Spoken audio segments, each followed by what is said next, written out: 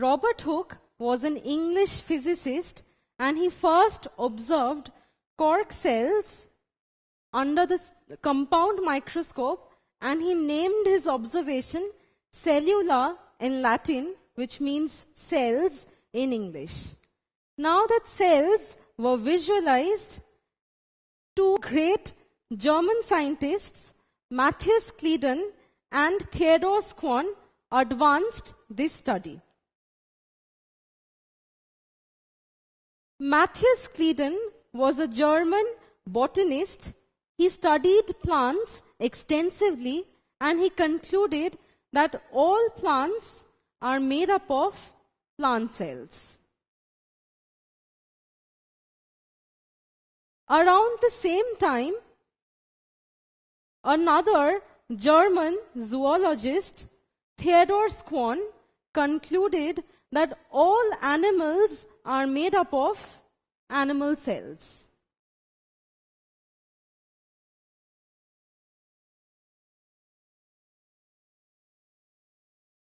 So, both the German scientists, Schwann and Kleeden, jointly concluded that all living organisms, be it plants or animals, are composed of a number of cells.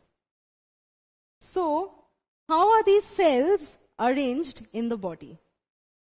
Well, an accumulation of cells, all carrying out similar function, gives rise to a structure which is known as tissues.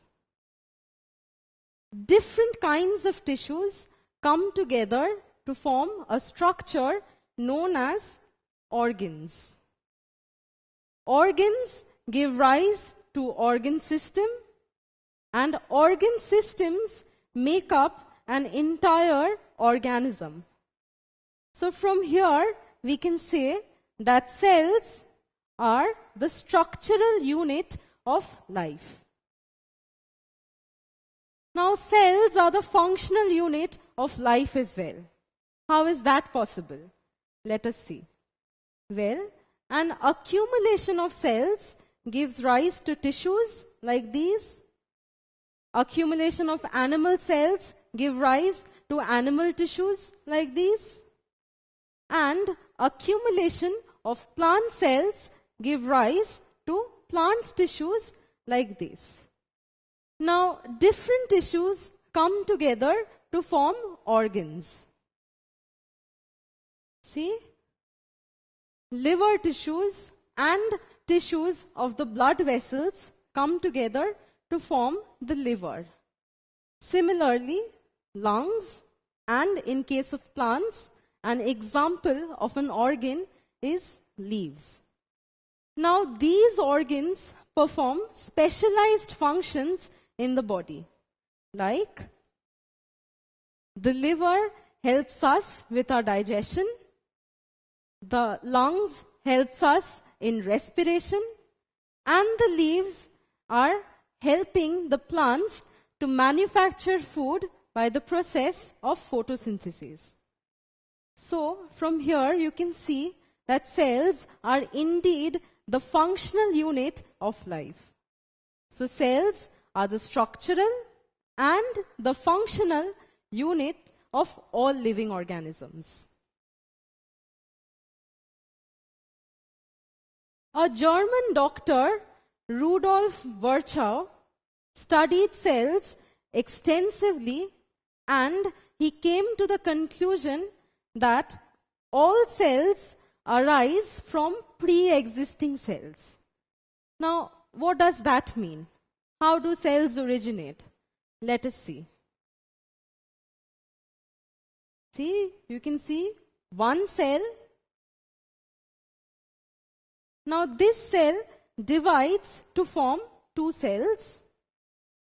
Two cells divide to form four. And this process continues till an organism is made. So, all the three German scientists, Kleeden, Schwann, and Virchow, concluded and developed the cell theory. So, what did the cell theory postulate? Well, the cell theory said that cells are the smallest living unit of life.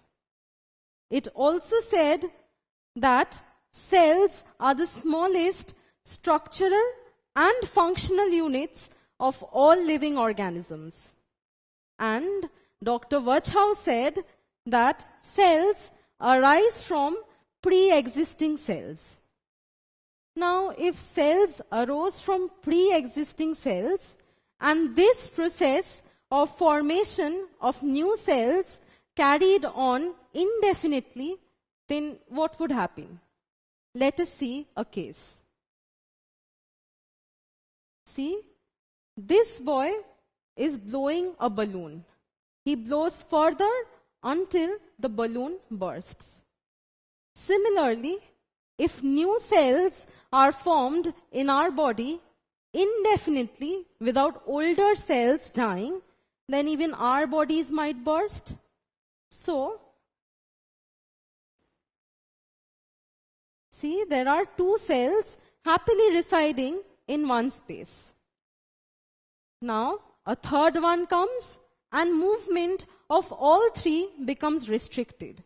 So one has to die for the proper functioning of the two newer cells. And this process is known as cell recycling. That is, older cells must die to give way to the newer cells so that they can function efficiently. Now, did you know that there are about 300 million cells in our body that die every minute? Yes. This cell death of older cells is very important for the proper functioning of all the remaining cells in the body.